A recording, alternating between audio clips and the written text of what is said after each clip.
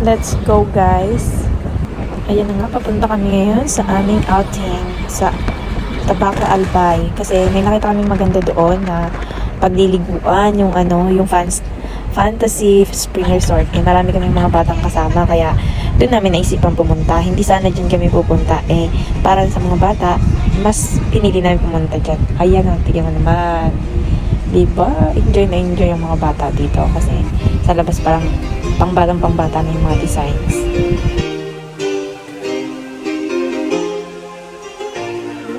O, ayan ang function hall nila. Napakalawak. 800 nga pala dyan per table. Na sobrang lawak naman. Yung cottages nila is 500 ang isa.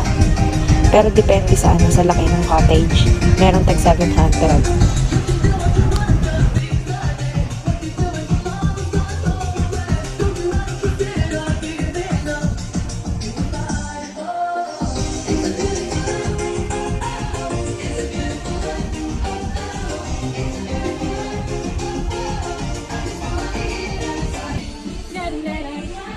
Ayan, punta tayo ng CR nila. I-check natin kung maganda.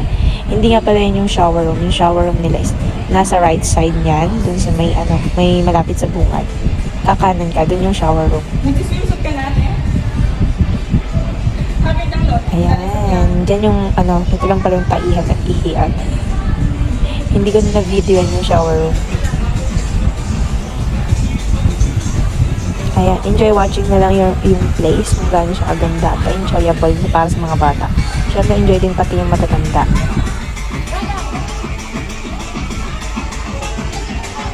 Napadali nga pala ako ng video dyan, kaya medyo mahaba. Pero, pinabilisan ko na yan at pinaiksian kasi tinat ko na yung ibang video kasi sobrang dami talaga guys. Yan na lang para kita naman na din yung view at yung mga magagandang mga dyan, mga statue. Tignan nyo na lang kung gaano siya kaganda. Kung gusto nyo rin mag-swimming dito, why not? Pumunta kayo, afford na afford naman yung kanilang prices.